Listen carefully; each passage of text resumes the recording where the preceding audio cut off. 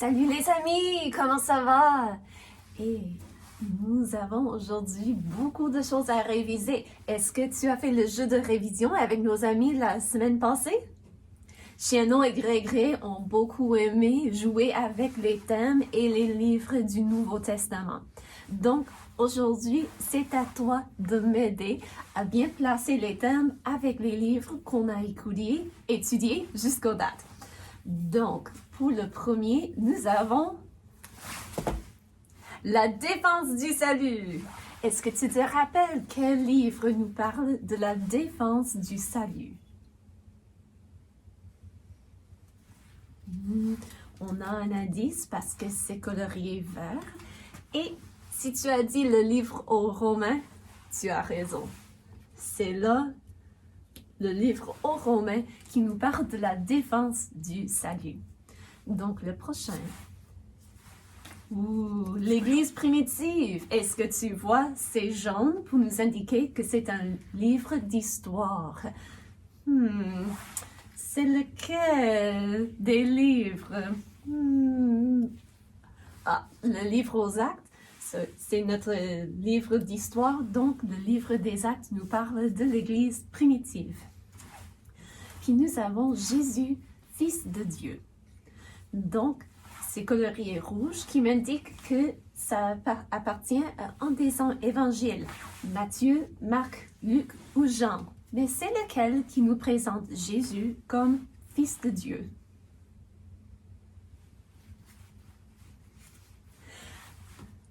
Tu as une chance sur 4 pour deviner la bonne réponse, mais il se peut que tu connais déjà la bonne réponse. C'est le livre de Jean qui nous parle de Jésus comme Fils de Dieu.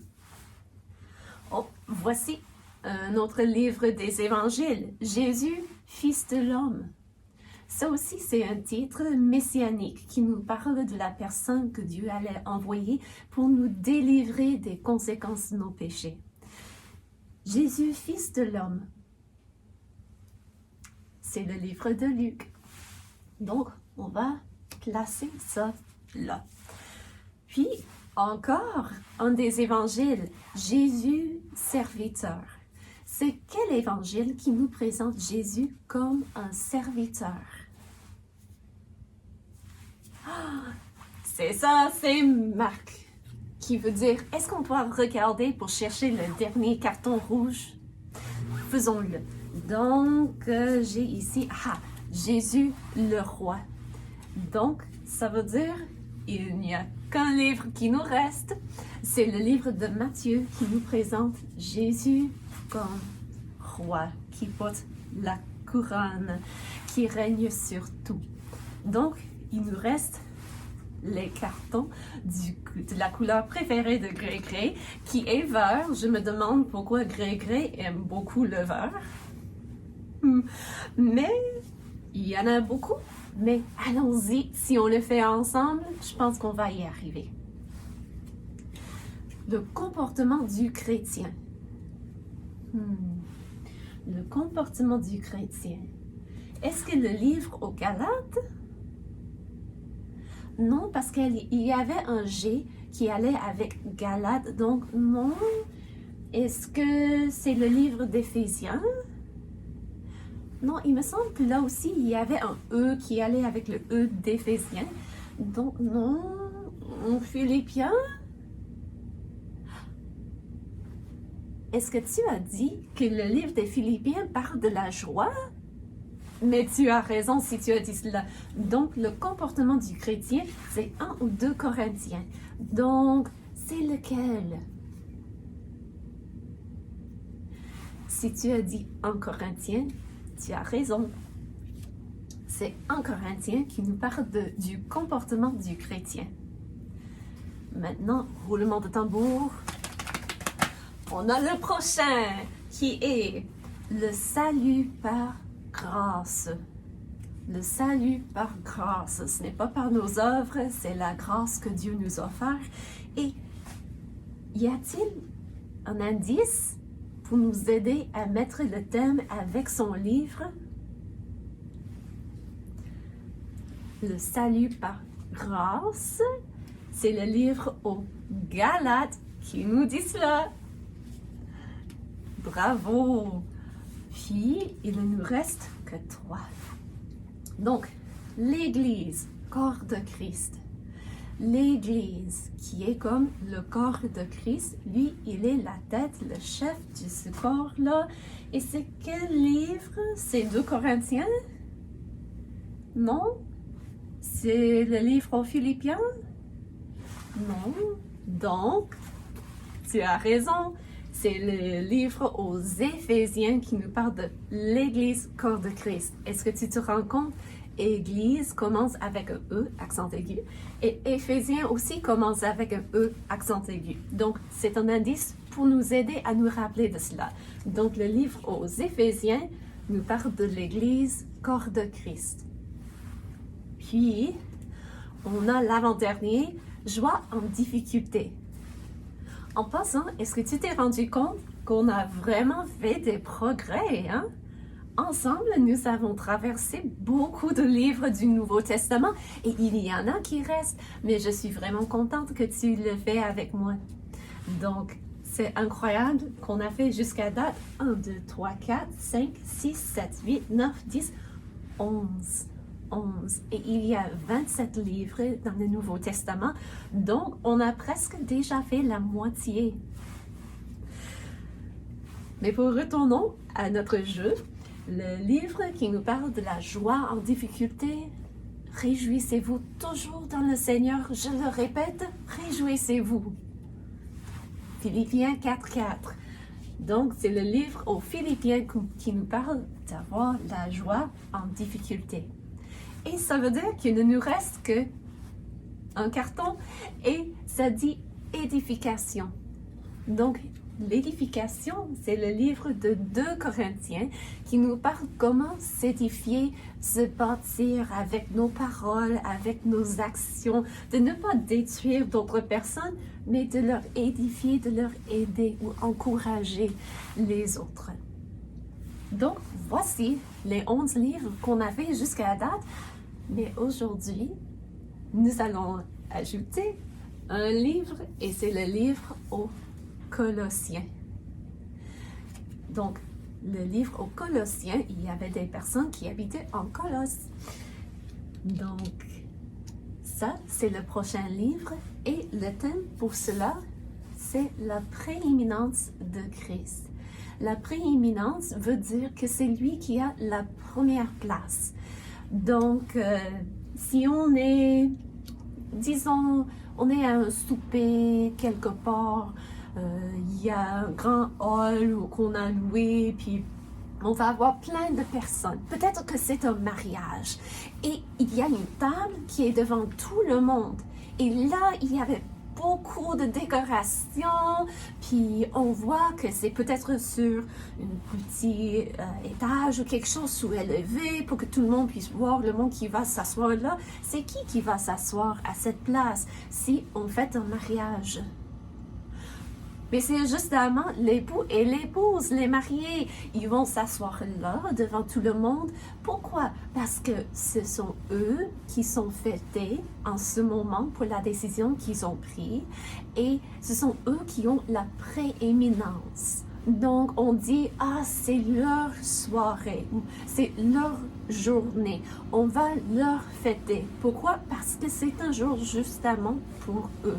Donc, ils ont la prééminence. C'est sûr et certain que si moi, je suis juste en connaissance, je n'appartiens même pas à la famille, mais on m'a invité parce qu'on me connaît assez bien, c'est sûr et certain que moi, je ne vais pas m'asseoir à la table devant tout le monde. Pourquoi? Parce que on n'est pas là pour me fêter, on est là pour fêter le couple. Et donc, ce n'est pas moi qui dois avoir la prééminence, c'est le couple qui se marie en ce jour-là. Puis, il y a d'autres situations où une personne sera mise en prééminence. Mais le livre aux Colossiens nous parle du fait que Jésus, c'est lui qui doit vraiment avoir la prééminence. Parce qu'il est Dieu et il a fait tout pour nous sauver du conséquences de nos péchés si nous sommes prêts à l'accepter. Donc, c'est lui qui doit avoir la première place de tout. toujours, c'est lui qui doit avoir la prééminence. Donc, le livre aux Colossiens nous parle de la prééminence de Christ.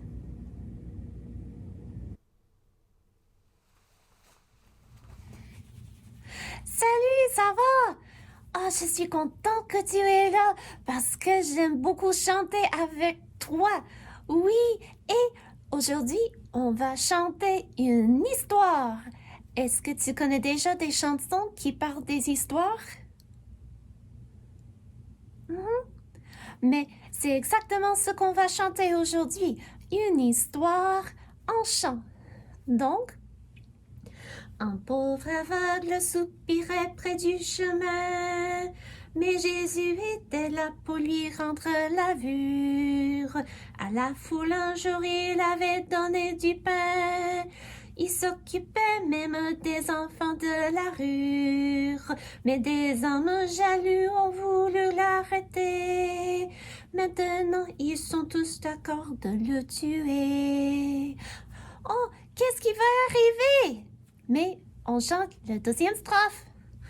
Pour le front de celui qui est le roi des rois, ils ont fait une grosse couronne d'épines. On a chargé Jésus d'une très lourde croix, qu'il a dû porter jusque sur une colline. Malgré les clous, malgré tous les coups de marteau, le sauveur est resté muet comme un agneau. Mais pourquoi est-ce qu'il a fait cela? Le chanson nous dit dans la troisième strophe. Jésus est là portant le poids de mes péchés. Voilà pourquoi la nuit profonde est sur la terre. C'est pour que je puisse être à jamais pardonné. Qu'il est dans mon main abandonné de son Père. Seigneur Jésus, si tu t'es donné sur la croix, c'était pour qu'un jour je te dise sauve-moi. C'est ça, Jésus est mort sur la croix pour prendre la punition de nos péchés et il est ressuscité des morts. Donc, ce n'est pas une histoire triste, même s'il y a des parts qui sont tristes, mais c'est joyeux à la fin parce qu'il est ressuscité des morts et il offre le pardon des péchés à n'importe qui fait confiance en lui, même aux petits-enfants. Mais mon petit enfant comprend que le Seigneur nous aime. Mais mon petit enfant comprend qu'il est son bon berger. Ce berger doit souvent chercher les agneaux qui s'éloignent. Rien ne peut l'arrêter quand il dit je veux les trouver. Mais mon petit enfant comprend que le Seigneur nous aime. Mais mon petit enfant comprend qu'il est le bon berger. Quand mon petit agneau s'égare au bord du précipice, laissant son grand troupeau, le berger l'arrache du danger. Mais mon petit enfant comprend que le Seigneur nous aime. Mais mon petit enfant comprend qu'il est son bon berger. Quand le berger revient, portant l'agneau sur son épaule, il dit à ses amis, le voici, soyons réjouis. J'ai failli dire réunis, mais ils sont déjà réunis. Il veut dire soyons réjouis parce qu'il a trouvé le petit agneau qui s'était éloigné. C'est ça, il est un bon berger pour nous. Quoi? Tu n'es pas un agneau? Mais la Bible dit que tu es comme un agneau. Ça ne veut pas dire que tu es un agneau. Bien sûr que tu es un être humain. Ou il se peut que tu es une marionnette, comme moi. Tu as des toutous avec toi? Oh, bonjour les toutous, bonjour aux amis. Mais j'aime beaucoup voir mes amis, des êtres humains, les garçons et les filles, parce que j'aime chanter avec eux. Parce que les toutous, ils chantent, oui, mais c'est mieux d'entendre les voix des garçons et des filles. Donc, j'ai encore une dernière chanson pour vous, mais est-ce que tu vas chanter avec moi? Et toi là? Oui, tu es prêt? Oh! Vous chantez tous avec moi? Je ne vous avais pas entendu, désolé, je voulais juste vérifier. Donc, je dois me rappeler comment ça commence, hein? Attends. Oh oui, oui, oui, ok, je me rappelle. Excuse, de temps à autre, j'oublie parce que je fais tellement de concentration sur ce qu'on chante que j'oublie le prochain. En tout cas, je dois travailler un petit peu, hein? Et... Hein? Oh, merci beaucoup, tu es gentil. Merci de m'avoir pardonné. Oui, oh, je suis contente que tu es là, tu sais. Tu es tellement gentil. Tu m'aides. En tout cas, mais tu es prêt? Parce que moi, maintenant, je suis prêt. Ok, d'accord, c'est parti. Ô éternel notre Seigneur, que ton nom est magnifique. Ô éternel notre Seigneur, que ton nom est merveilleux. Ta majesté, s'élève au-dessus des cieux. Ta majesté, s'élève au-dessus des cieux. Quand je contemple le ciel et la lune et les étoiles, quand je contemple l'arc-en-ciel, oui, je dis de tout mon cœur, ta majesté, s'élève au-dessus des cieux. Ta majesté, s'élève au-dessus des cieux. Qu'est-ce que l'homme et le fils de l'homme, pour qu'à lui tu prennes garde. Qu'est-ce que l'homme et le fils de l'homme, pourtant tu veux lui parler. Ta majesté, s'élève au-dessus des cieux. Ta majesté, s'élève au-dessus des cieux. Et par la bouche des enfants, tu fais éclater ta gloire. Même avec de petits enfants, tu confonds tes adversaires. Ta majesté, s'élève au-dessus des cieux. Ta majesté, s'élève au-dessus des cieux. Et tu sais quoi? En chantant de la majesté de Jésus, je veux tellement entendre plus à son sujet parce qu'il est tellement merveilleux, tellement majestueux et je sais qu'il a fait beaucoup pour toutes les personnes qui habitent sur la terre. Donc, je prends ma place pour écouter la leçon d'école du dimanche parce que je sais que ça part de la prééminence. Oui, c'est ça, la prééminence de Christ qui veut dire dans un sens sa majesté, que c'est lui qui doit avoir la première place. C'est ça. Donc, merci d'avoir chanté avec moi. J'apprécie beaucoup. Et Dieu voulant, à la prochaine. Bye.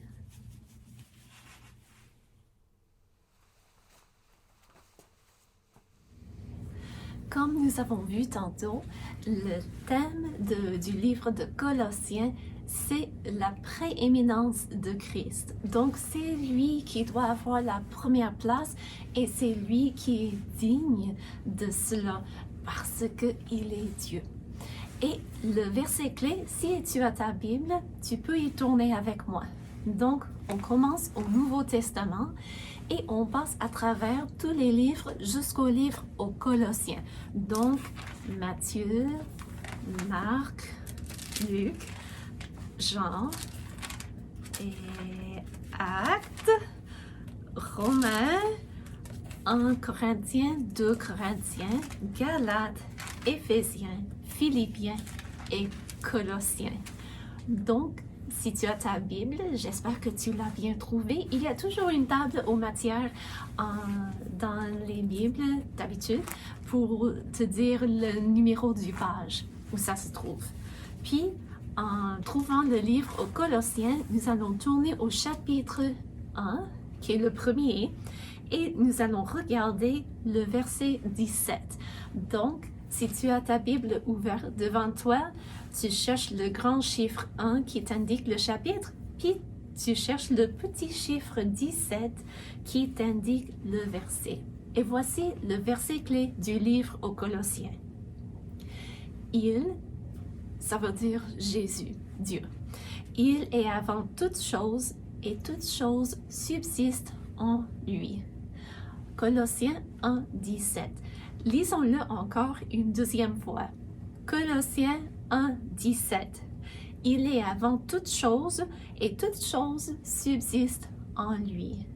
Donc, Dieu a la prééminence. Il est avant toute chose et toute chose subsiste en lui. Donc, chaque chose qui existe parce que Dieu l'a créé. Dieu l'a permis de subsister. Donc, c'est pourquoi, en tant que créateur, lui, il doit avoir la prééminence.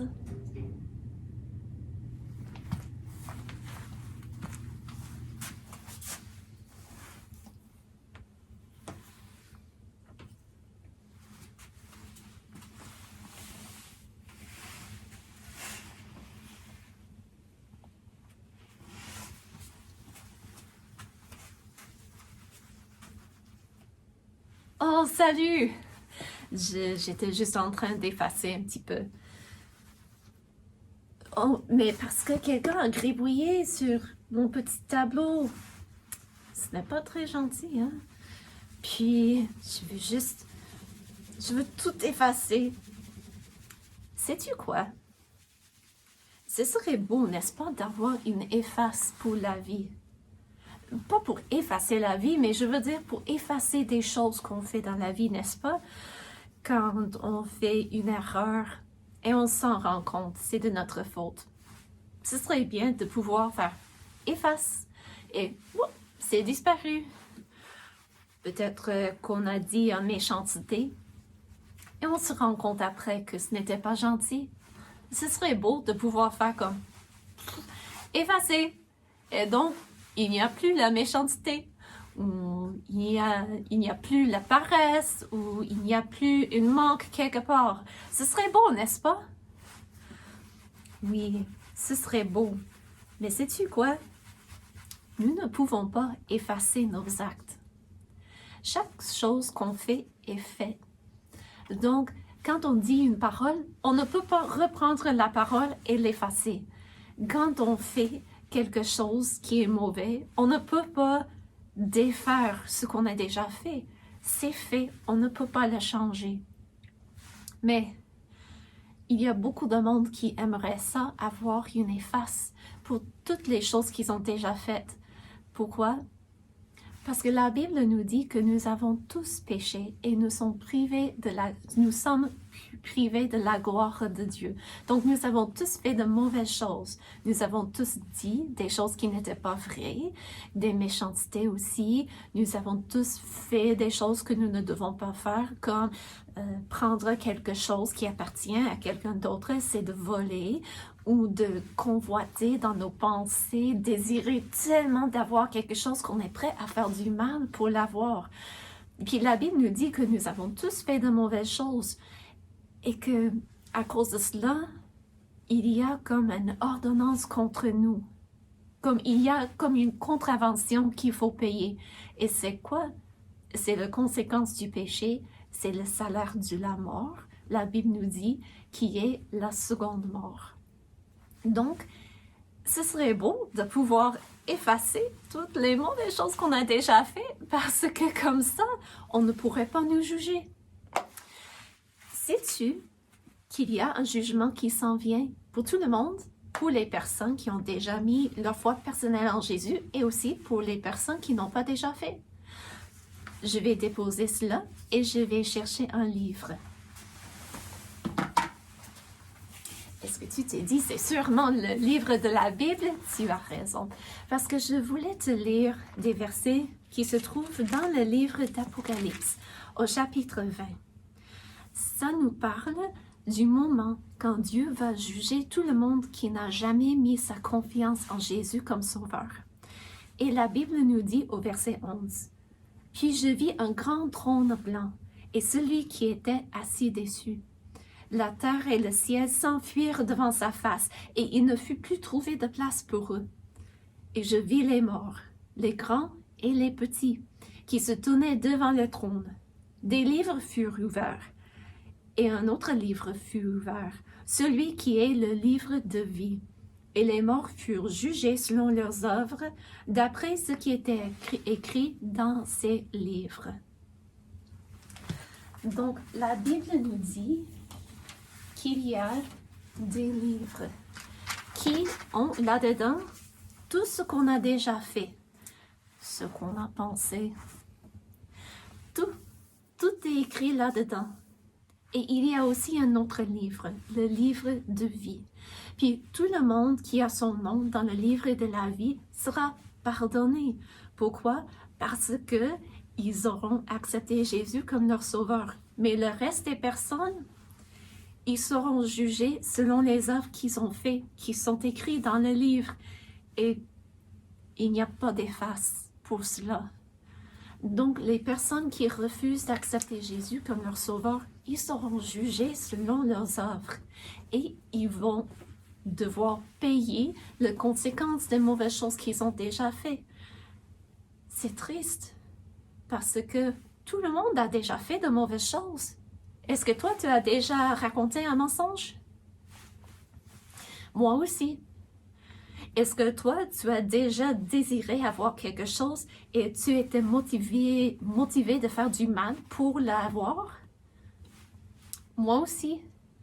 Est-ce que tu as déjà dit le nom de Dieu en vain, comme un gros mot ou comme juste une expression commune en disant « Oh mon » et en utilisant le nom de Dieu? Ça arrive dans nos jours, c'est effrayant combien de personnes utilisent le nom de Dieu comme si c'est un rien. C'est vraiment irrespectueux et la Bible dit que c'est du blasphème. Donc, on a tous fait de mauvaises choses et on a tous beaucoup écrit contre nous. Mais il y a une efface. Il y a une efface qui peut effacer toute la condamnation que nous avons méritée à cause de cela. Mais c'est quelle efface! On aimerait ça! Mais sais-tu, ce n'est ni moi ni toi qui puisse effacer tout ce qui est écrit contre nous. Mais, c'est un gros livre, donc je le dépose par terre. Mais la Bible nous dit comment nous pouvons être pardonnés pour les mauvaises œuvres qu'on a déjà faites. Et ça se trouve dans le livre aux Colossiens. Donc, si tu as déjà trouvé le verset clé, tu peux rester là, juste peut-être tourner la page au chapitre 2 et au verset 13. Et je dois t'avertir, il y a beaucoup dans ces versets que moi aussi, j'ai un peu de difficulté à comprendre. Mais nous allons regarder quelque chose de base et à la fin de la leçon, je pense que tu comprendrais plus qu'à la première fois qu'on le lise. Ça nous dit, la Bible nous dit au verset 13, « Vous qui étiez morts par vos offenses et par l'incirconcision de votre chair, il, Dieu, vous a rendus à la vie avec lui, en nous faisant grâce pour toutes nos offenses. » Donc voici, toutes nos offenses, Dieu nous fait grâce pour ceux qui ont déjà mis leur confiance en lui comme sauveur. Et comment est-ce qu'il l'a fait? Il, Jésus, a effacé l'acte dont les ordonnances nous condamnaient et qui subsistait contre nous. Et il l'a éliminé en le clouant à la croix. Il a dépouillé les dominations et les autorités et les a livrées publiquement en spectacle en triomphant d'elles par la croix. Donc ici, la Bible nous parle des ordonnances, des actes qui sont contre nous. C'est un peu comme un document légal. Donc, j'ai ici une reconnaissance de dette. Est-ce que tu as déjà vu quelque chose comme ça? Quand on va emprunter de l'argent d'une banque ou d'une personne, d'habitude, si on le fait légalement, on va faire une reconnaissance de dette. C'est un document légal qui reconnaît c'est qui le prêteur, c'est qui la personne qui doit de l'argent, combien on doit et tout cela. Et cette reconnaissance dit, entre l'Éternel Dieu, existant toujours au ciel, si après dénommé l'Éternel, je ne sais pas pourquoi, mais dans les documents légaux, il faut toujours dire si après dénommé comme ça, pour être bien clair, mais ça dit entre l'Éternel Dieu et chaque personne, née pécheur ou pécheresse sur la terre, si après dénommé le pécheur ou la pécheresse, d'autre part. Il a été convenu ce qui suit. Savais-tu que tu avais une reconnaissance de dette avec Dieu? Tu verras pourquoi. Il a été convenu ce qui suit. L'Éternel, en tant que juste juge, doit au pécheur ou à la pécheresse le salaire de ses péchés, une dette d'un total de la seconde mort, si après dénommé le salaire. Savais-tu qu'il y a 2 morts? Dans notre être, Dieu nous a créés à son image. Donc, nous avons tous un corps physique, oui, mais nous avons chacun aussi un âme. Et l'âme est où tu penses, tu réfléchis, tu décides si tu aimes le brocoli ou si tu n'aimes pas trop le brocoli. C'est là où tu ressens les émotions. Parce que ma main ne ressent pas les émotions. Mais mon cerveau, mon âme ressent des choses et j'exprime mes émotions, mes pensées avec mes mains ou avec d'autres gestes. Mais quand on meurt la première fois, c'est le corps physique qui va mourir. Et je sais qu'il n'y a pas beaucoup de monde qui aime y penser, mais sais-tu, ça va nous arriver tous. Donc c'est bien d'être préparé pour cela. Et la première mort, c'est la conséquence du péché. Donc, quand Adam et Ève ont rébellé contre Dieu et ont mangé du fruit de l'arbre de la connaissance du bien et du mal, quand ils se sont rébellés contre Dieu, Dieu leur avait prédit, la conséquence serait la mort. Et on va tous subir la première mort, le corps physique va mourir. Sauf, il y a quelques exceptions, mais ce sont vraiment des exceptions des personnes qui ne sont pas encore morts physiquement. Donc, c'est Enoch, puis un autre prophète que Dieu les a comme changés et ils sont allés directement au ciel sans mourir. Mais pour le reste d'entre nous, sauf ceux qui sont vivants, quand Jésus revient sur la terre, nous allons tous mourir. Donc, ça, c'est la première mort. Mais ça, c'est juste le corps physique. Ce n'est pas l'âme, le vrai toi à l'intérieur, qui est le vrai toi qui aime des choses, qui aime des bonbons peut-être, ou une bonne poutine. Et le vrai toi, ton âme, va continuer à exister.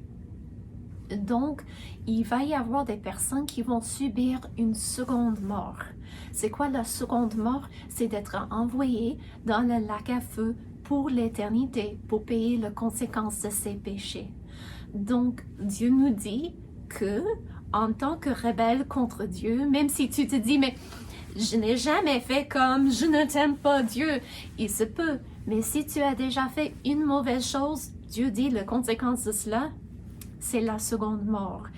Et Dieu nous aime tellement qu'il ne veut pas qu'on doit subir cela. Mais aussi, il est juste. Et il est un juge pour tout le monde en tant que notre Créateur. Il doit nous juger. Donc, la reconnaissance de dette dit que l'Éternel, en tant que juste juge, doit au pécheur ou à la pécheresse le salaire de ses péchés, une dette totale, d'un total de la seconde mort. Le pécheur ou la pécheresse sera tenu de payer sa dette en totalité. Et c'est vrai.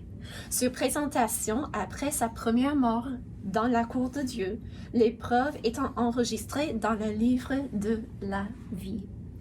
Et on vient de lire cela dans le livre d'Apocalypse. Tout le monde doit comparaître devant le juge. Les personnes qui auront refusé d'accepter Jésus comme sauveur devant le grand trône blanc, où les livres seront ouverts, et parce que leurs noms ne seront pas dans le livre de la vie, il y aura juste tous les actes qu'ils ont déjà faits écrits, et ils vont payer pour cela, subir les conséquences en étant dans le lac au feu, qui est la seconde mort. Puis le présent contrat relèvera de l'âge de capacité et sera en effet dans tous les âges et partout pour l'éternité, fait à la conception du pécheur ou de la pécheresse. Donc, est-ce que tu vas trouver ce document exact dans la Bible? Non, c'est plutôt un résumé de ce qui s'y trouve dans la Bible. Donc, le contrat relèvera de l'âge de capacité. La Bible nous dit que pour un tout petit bébé qui ne peut pas prendre une décision consciente pour ou contre Dieu, que Dieu va permettre à cet enfant d'aller au ciel, comme le petit bébé du roi David qui n'a vécu que quelques jours sur la terre. Mais dès qu'on comprend qu'on doit faire cette décision, et on est assez grand pour comprendre et pour décider, oui, je veux accepter Jésus comme mon sauveur, ou non, je ne veux pas en ce moment. Dieu nous dit que dès ce moment, on est responsable devant lui et que ça arrive à tout le monde. Tout le monde qui a été déjà conçu sur cette terre, chaque être humain, il doit cela à Dieu. Donc, tout le monde a cette dette qu'il doit payer. Mais tout le monde ne veut pas. Et ça, c'est bien parce qu'on ne veut pas devoir payer pour cela la seconde mort. Donc, comment est-ce qu'on puisse éviter la seconde mort? La Bible nous dit que tout ce qui est écrit dans les livres de Dieu, c'est comme des actes ou des ordonnances, quelque chose de juridique, et que nous devons payer cela. Juste comme une personne qui remplit une reconnaissance de dette auprès d'une banque, il doit redonner l'argent qu'il a prêté avec les termes qu'on a décidés. Et c'est la même chose pour toi et pour moi. Mais est-ce que tu te rappelles, le livre de Colossiens nous dit que Jésus a effacé. Effacé? Oui. Donc, laisse-moi reprendre ma Bible.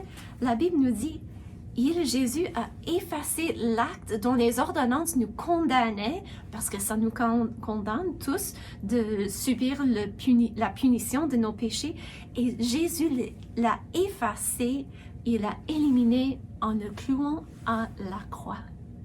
Parce que qu'est-ce que Jésus a fait pour nous sur la croix? Il a pris sur lui-même la punition des péchés. C'est comme, disons que toi, tu conduis. Est-ce que tu conduis déjà? Si tu es jeune, j'espère pas encore. Mais disons que tu es assez grand, tu as tes 16 ans et tu conduis. Et tu es tout content d'avoir une voiture et les clés, tu as de l'indépendance, tu peux aller n'importe où. Et à un moment donné, tu conduis vite sur la rue, beaucoup trop vite. Disons 30 km de plus que la limite. Et un policier t'arrête. Qu'est-ce qu'il va te faire? À cause de ton acte que tu as fait de ton propre gré, il va te donner une amende. C'est une conséquence ou une ordonnance contre toi. Pourquoi? Parce que tu as fait du mal et il y a une conséquence de cela, c'est l'amende. Donc, tu comparais devant un juge et il te donne l'opportunité de t'expliquer, mais peu importe tes raisons d'avoir conduit tellement vite sur la rue, il y a quand même le standard qui est la limite, la loi, et tu as brisé la loi. Donc, le juge va te donner l'amende parce que c'est juste. Et disons que tu n'as pas de l'argent pour cela. Qu'est-ce que tu feras? Mais qu'est-ce qui arriverait si quelqu'un venait dans la cour et disait « Monsieur le juge, j'aimerais payer l'amende. » est-ce que tu dois aller en prison parce que tu ne peux pas, toi, payer l'amende? Non. Selon la cour, l'amende est payée. Peu importe si c'est toi qui la payes ou si c'est quelqu'un d'autre, quelqu'un dans ta famille, un ami, n'importe qui. Si quelqu'un paie la dette est reconnue comme étant satisfaite pour la justice. Et tu peux sortir de la cour sans devoir payer l'amende ou aller en prison pour cela. Et c'est exactement ce que Jésus a fait pour nous. Quand il est mort sur la croix, lui qui n'a jamais fait du mal, il a pris toutes les conséquences de nos péchés sur lui-même.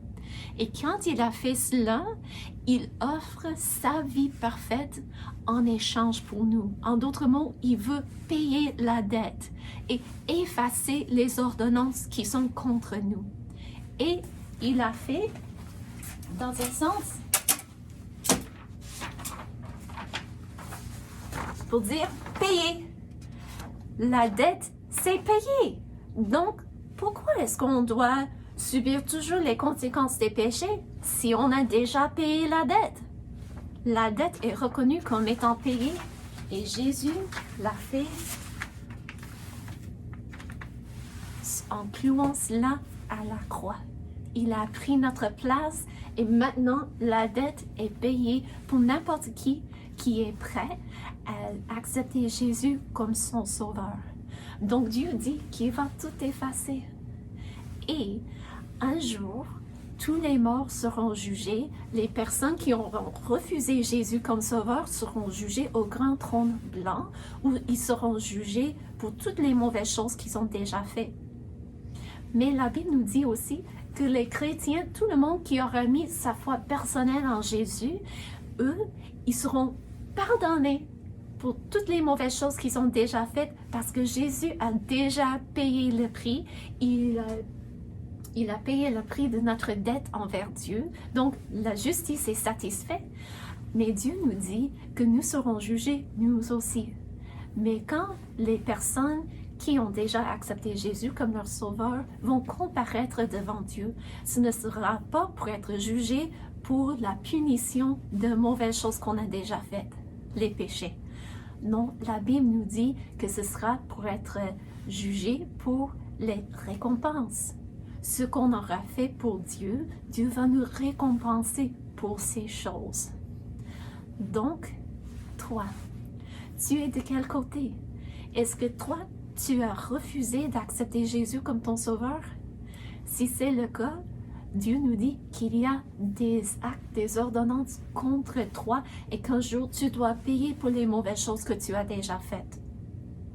Mais Jésus, en mourant sur la croix, il a déjà payé ta dette. Et tout ce qu'il demande, c'est que tu reconnais que tu dois cette dette envers lui et que tu lui acceptes comme ton sauveur. La Bible nous dit, car quiconque croit au Seigneur Jésus sera sauvé. Tu n'as que croire en Jésus qu'il est mort pour tes péchés et qu'il est ressuscité des morts. Donc, comme la Bible nous dit dans le livre aux Colossiens, je reprends ma place, ça dit, vous qui étiez morts comme morts par vos offenses, la Bible nous dit, Jésus a effacé l'acte dont les ordonnances nous condamnaient et qui subsistait contre nous, et il a éliminé en la clouant à la croix.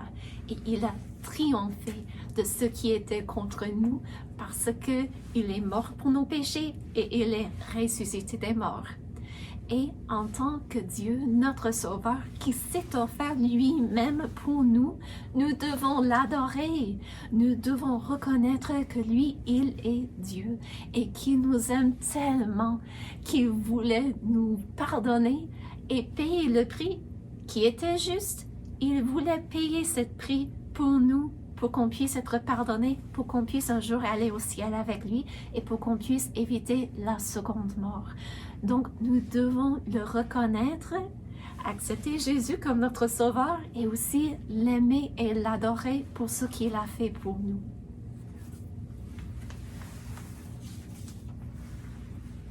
Donc, Si jamais tu as fait cette décision, tu peux être réconforté que même si tu vas subir la première mort, tu n'auras pas à subir la deuxième mort. Si tu n'as pas encore fait cette décision, j'aimerais t'encourager d'y réfléchir parce que c'est vraiment la décision la plus importante dans la vie. Est-ce que je vais me soumettre à Dieu et faire ce qu'il m'a demandé de faire, c'est de reconnaître que j'ai fait du mal et que j'ai besoin du pardon de Jésus pour mes péchés et que Jésus est mort sur la croix et je mets ma confiance en lui? Ou est-ce que tu vas lui rejeter? Comme Adam et Ève dans le jardin. Ils avaient entendu les directives de Dieu, mais ils se sont décidés qu'ils savaient mieux, que ce serait mieux de faire à leur propre gré. Et ils ont subi les conséquences pour cela. Et j'aime tout le monde dans ma classe tellement, je ne veux que personne ne fasse cette décision de se rebeller contre Dieu et refuser de lui accepter parce qu'il est tellement bon. J'aimerais t'encourager, si tu as encore des doutes ou si tu n'es pas encore certain, parle avec quelqu'un. Prie à Dieu de t'éclairer et de t'aider à comprendre cela. Et si toi, tu connais déjà Jésus comme ton sauveur, j'aimerais t'encourager à toi aussi de te rappeler de ce que Jésus a fait pour toi sur la croix.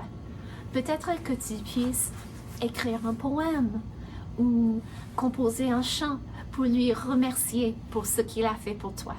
Peut-être que tu puisses partager avec quelqu'un ou demander à Dieu de t'aider à te donner des opportunités pour partager cela avec d'autres personnes qui seront peut-être prêts à écouter cela pour accepter Jésus comme leur sauveur. Et comme je dis toujours, j'espère bien te voir la semaine prochaine. Donc merci beaucoup d'être là et du voulant, à la prochaine. Bye!